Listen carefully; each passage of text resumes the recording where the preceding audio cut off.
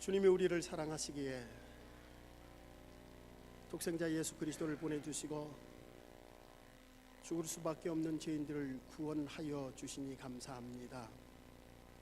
주님의 사랑 말씀 속에서 깨닫게 하시고 주님의 사랑 우리의 마음속에 간직하며 살아가게 하옵소서. 주님의 말씀을 대언하고자 합니다. 주께서 홀로 주관하시며 성령께서 우리의 생각과 우리의 마음과 우리의 모든 것을 주관하여 주옵소서. 예수님의 이름으로 간절히 기도드립니다. 아멘.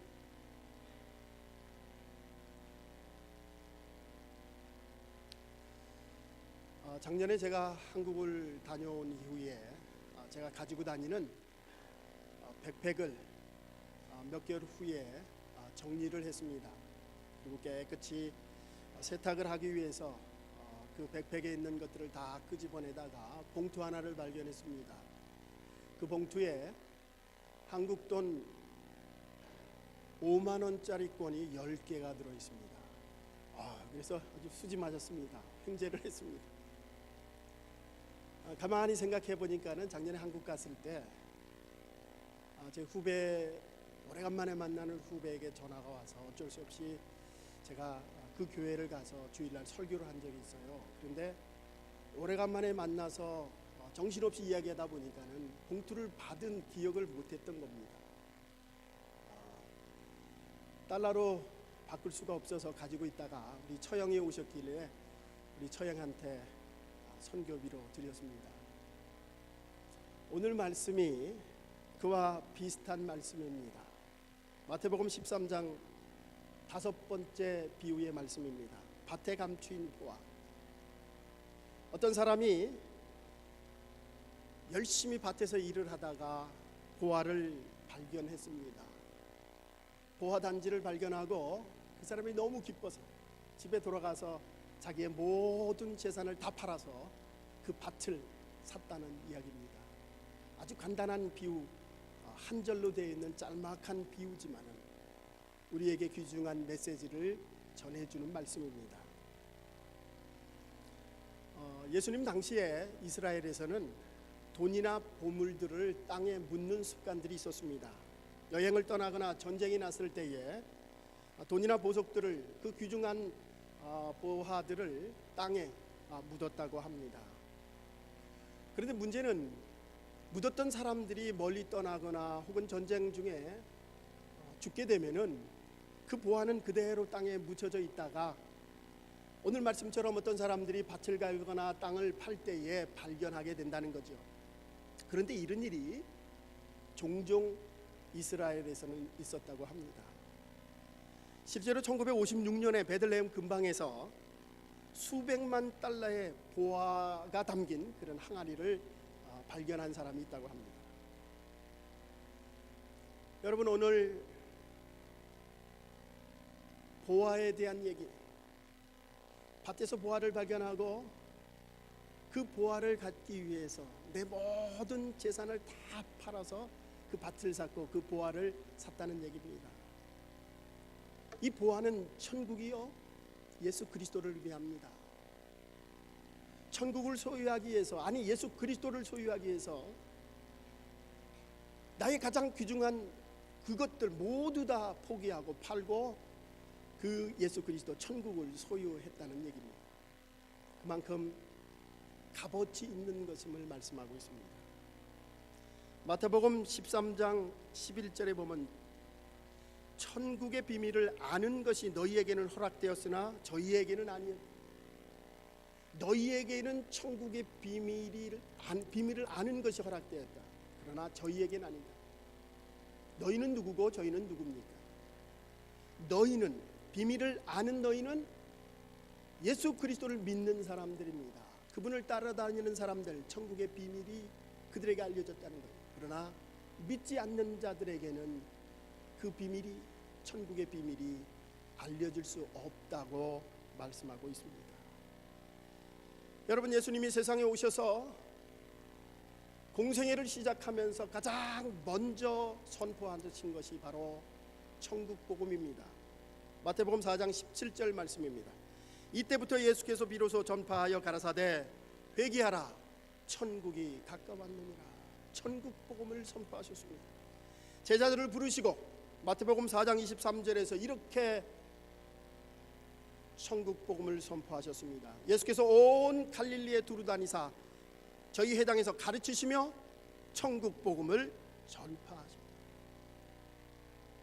예수님은 십자가에 돌아가셨습니다. 그리고 사흘 만에 부활하셨습니다. 40일 동안 세상에 계시면서도 그분 또 마지막으로 천국 복음의 메시지를 증거하셨습니다. 사도행전 1장 3절 말씀입니다. 40일 동안 저희에게 보이시며 하나님의 나라의 일을 말씀하시니라. 예수님은 공생의 생활뿐만 아니라 부활하신 이후 40일 세상에 계시면서까지 천국 복음에 대한 말씀을 증거하셨습니다. 천국이 무엇인지, 어떻게 천국을 알 수 있는지, 천국에 대한 말씀을 전파하셨습니다. 여러분, 우리가 지금 말씀을 보는 게 마태복음입니다. 이 마태복음에서 7가지 비유의 말씀이죠. 오늘 5번째입니다. 여러분, 마태복음의 특징은 유대인을 위한 복음입니다. 그래서 구약을 많이 인용하였습니다. 특별히 이 마태복음은 유대인을 위한 복음이기 때문에 하나님이라고 하는 말을, 단어를 잘 사용을 하라 합니다. 마가복음, 누가복음, 요한복음, 이 다른 세 복음서는 하나님의 나라라고 하는 말을 표현을 쓰고 있어요. 천국 대신에. 그런데 마태복음은 천국을 사용하고 있습니다. 왜냐하면 유대인들에게 있어서 하나님이라고 하는 말은 굉장히 두려워하기 때문에 잘 부르지 않는 그런 단어이거든요. 여러분, 천국이라고 하는 것, 하나님의 나라라고 하는 것을 우리는 두 가지 단어로 설명할 수가 있습니다.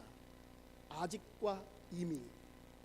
아직이라고 하는 것은 현재적인 측면입니다. 아니, 이미라고 하는 것은, 이미라고 하는 단어는 현재적인 측면, 바로 하나님이 다스리시고 하나님이 함께 하시는 이 땅, 이곳이 바로 천국이다.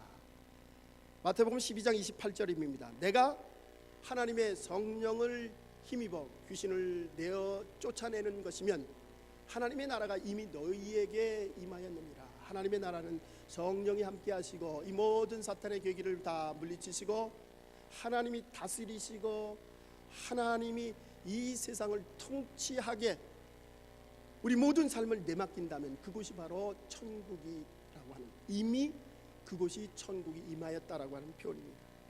아직이라고 하는 표현은 미래적인 측면입니다. 우리가 죽고 아직 임하지 않은 저 천국에, 우리가 죽은 다음에 가는 천국. 베드로후서 3장 13절입니다. 우리는 그의 약속대로 의가 있는 곳인 새하늘과 새 땅을 바라는도다. 새하늘과 새 땅, 아직 임하지 않는 미래의 천국. 히브리서 13장 14절입니다. 우리가 여기에는 영구한 도성이 없으므로 장차 올 것을 찾나니 영구한 도성, 바로 우리의 저 천국의 본향집. 천국은 이미 하나님이 다스리고 하나님이 통치하는 곳이면 임하였고, 아직 오지 않은 천국, 우리가 죽으면 가는 그 영원한 본향집, 그곳이 천국이라고 하는 것입니다. 오늘 마태복음 13장 7가지 비유의 말씀, 시리즈 설교 5번째 말씀입니다. 저는 오늘 이 말씀 속에 특별히 하우에 대한 2가지 물음으로 제 설교를 여러분과 함께 나누려고 합니다. 첫 번째, 하우에 대한 질문입니다. 어떻게 그 보화를 발견했느냐, 어떻게 발견했느냐. 마태복음 13장 44절 우리 함께 같이 읽겠습니다. 시작. 천국은 마치 밭에 감추인 보화와 같으니 사람이 이를 발견한 후 숨겨두고 기뻐하여 돌아가서 자기의 소유를 다 팔아 그 밭을 샀느니라. 오늘 본문에 보면은 직접적으로 어떻게 보화를 발견했는지가 우리 본문 속에 나타나지 있지 않습니다. 그런데 마지막 그 밭을 샀느니라라고 하는 이 단어를 보게 되면은 어떻게 발견했는지 알게 되죠. 밭을 샀다라고 하는 것은 그 밭을 가는 사람이 주인이 아니라고 하는 것입니다. 품꾼입니다. 품꾼이 열심히 밭을 갈다 열심히 일하다가 보화를 발견한 것입니다. 일확천금을 꿈꾸기 위해서 보화를 발견하기 위해서 쫓아다녔던 사람이 아닙니다. 대충 일했던 사람도 아니고 열심히 자기 일에 열심을 다하다 보니 밭에서 보화를 발견한 것입니다.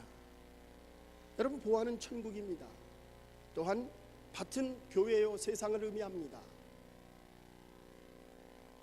세상과 교회 속에서 주님의 자녀들에게 맡겨주신 사명을 잘 감당하며 열심히 내일의 최선을 다할 때 밭에 있는 보화를 발견할 수 있다는 말씀입니다. 고린도전서 4장 2절에서 사도 바울은 맡은 자에게 구할 것은 충성이니라. 주의 일을 맡은 사명을 가진 모든 사람들에게 구할 것은 충성이다. 우리에게 주어진 일들을 감당할 때에 주께서 보화인 예수 그리스도, 보화이신 저 천국의 소망을 우리에게 주신다는 것입니다. 마태복음 11장 12절에 보면은 세례 요한의 때부터 지금까지 천국은 침노를 당하는 침노하는 자가 빼앗느니라.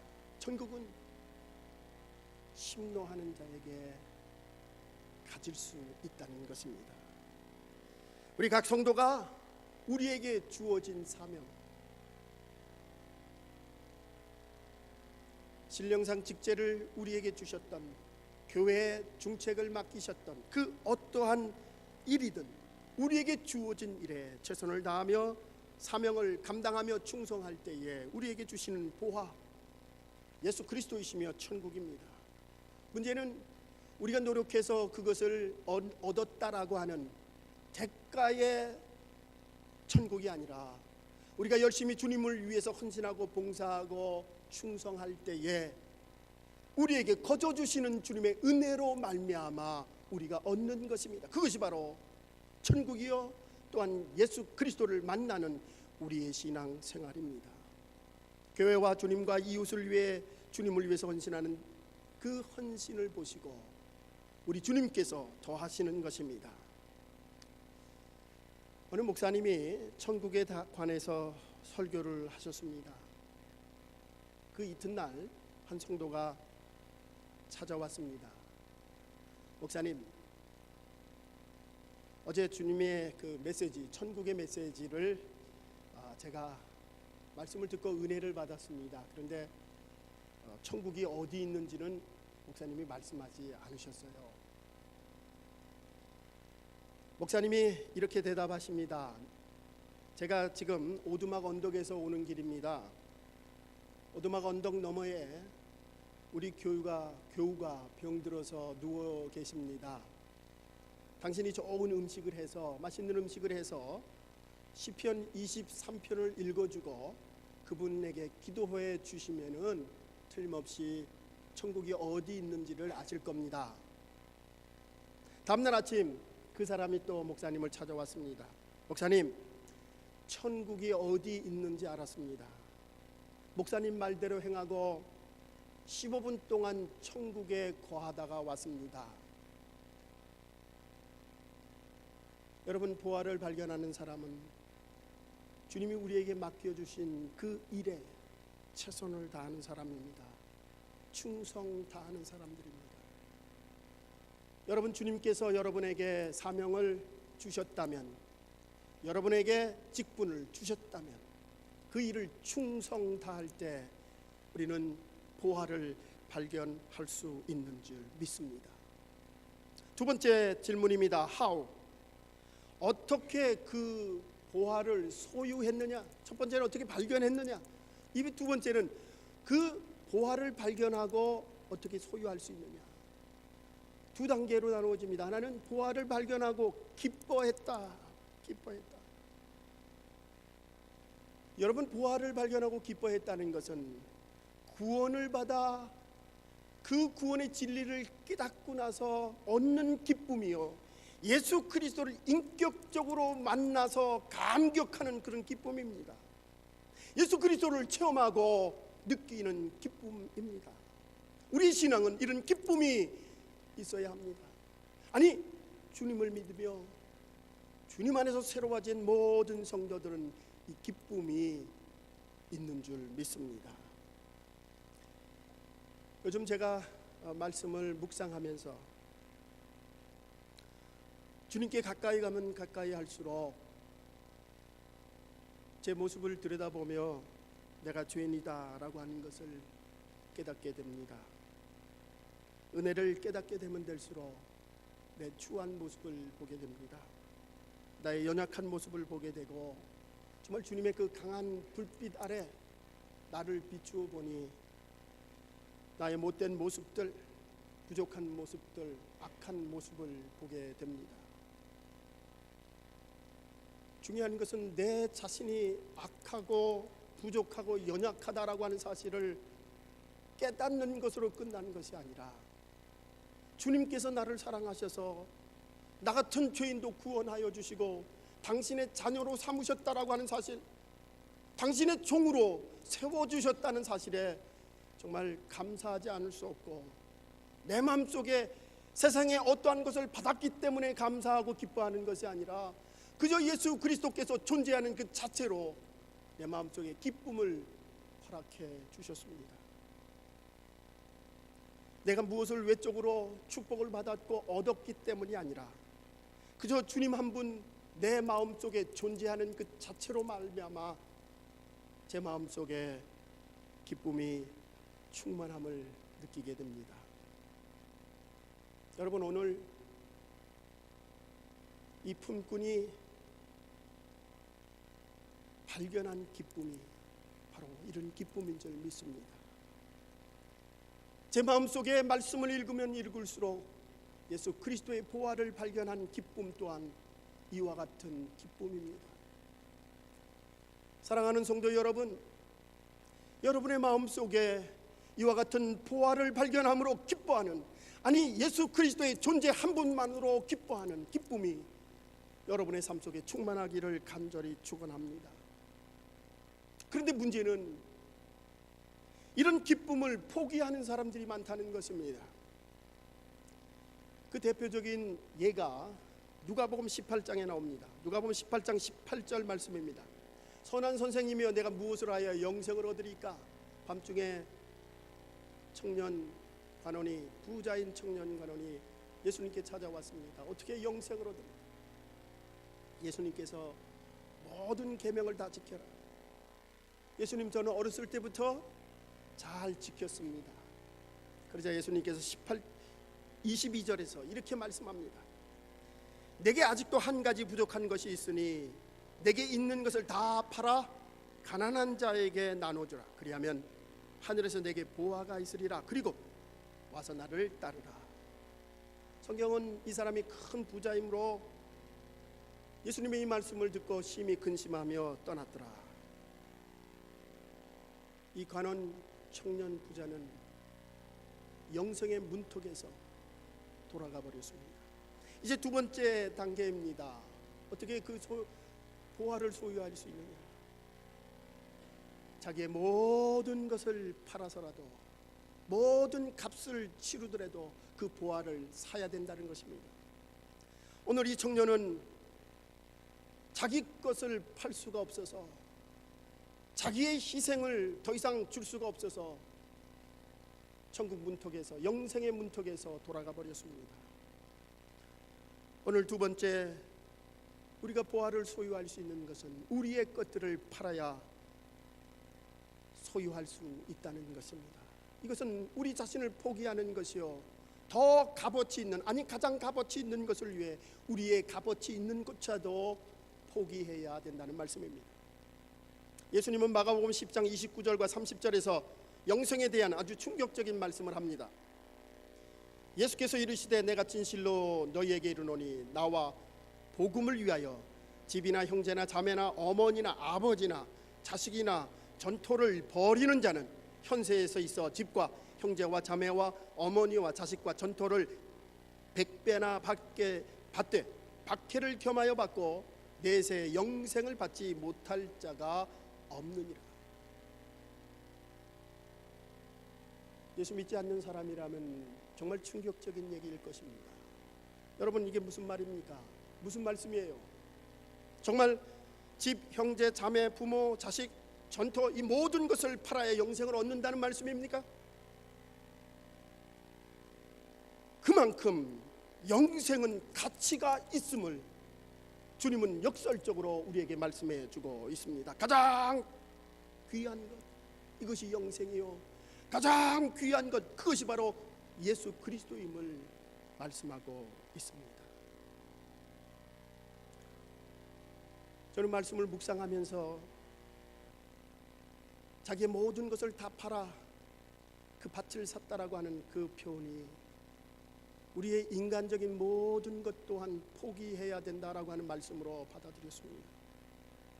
우리 자신의 혈기, 욕심, 못된 성질들, 욕망들, 교만들, 이 모든 것 또한 우리가 주님 앞에 내려놓았을 때에, 아니 내려놓을 때에 이제 주님의 것으로 채워진다는 말씀입니다. 여러분, 하늘나라의 여정은 내 것을 포기할 때 얻어지는 것입니다. 나를 비울 때 주님의 것으로 채워지는 것입니다. 이것이 하늘나라의 여정입니다. 인간적인 요소를 다 내려놓고 주님의 것으로 채워지는 것, 이것이 믿음이요, 이것이 천국의 여정입니다. 여러분, 이 보화는 천국에 대한 소망일 뿐만 아니라 바로 예수 그리스도 자신입니다. 우리가 때때로 예수 그리스도에 대한 가치를 너무 폄하할 때가 있습니다. 아니, 그 가치를 모르기 때문에 예수 그리스도를 소유하고자 하는, 예수 그리스도를 만나고자 하는 열정이 없다는 것입니다. 세상의 것이 더 좋기 때문에 예수 그리스도를 포기할 때가 많이 있습니다. 19세기 영국이 세계를 제패할 때입니다. 전제국가 시절에 영국이 아프리카의 식민지를 삼기 위해 아프리카에 처음에 도착했다고 합니다. 아프리카의 원주민들이 다이아몬드 원석을 가지고 놀더랍니다. 그들은 다이아몬드가 보석인 줄을 몰랐다는 거죠. 영국 사람들이 초콜릿과 사탕으로 그 다이아몬드 원석을 사서 가져갔다고 합니다. 오늘날 많은 사람들은 기독교의 진리, 보화인 예수 그리스도를 알아보지 못합니다. 심지어 교회를 다니는 사람조차도 예수 그리스도가 누구신지, 예수 그리스도께서 우리의 진정한 보화요, 예수 그리스도가 우리의 가장 귀중한 것임을 깨닫지 못하기 때문에 그리스도를 만나기보다는 세상의 가치, 세상의 영화에 더 눈을 돌리게 됩니다. 여러분, 우리 예수 그리스도가 진정한 우리의 보화이십니다. 그분은 우리 인생의 진정한 해답이십니다. 우리의 모든 것을 내려놓을 때에 인간적인 혈기와 욕심과 못된 성질, 우리의 교만, 이 모든 것을 내려놓고 비울 때 주님의 것으로, 아니 주님으로 채워질 줄 믿습니다. 사랑하는 성도 여러분, 우리의 육신의 정욕, 안목의 정욕, 이생의 자랑, 우리 인간적인 모든 것, 우리의 재물뿐만이 아니라 우리의 인간적인 모든 것들을 다 내려놓고 주님을 모시기 바랍니다. 보화이신 예수 그리스도로 말미암아 진정한 기쁨과 진정한 평화가 여러분의 삶 속에 충만하기를 간절히 축원합니다. 기도하시겠습니다.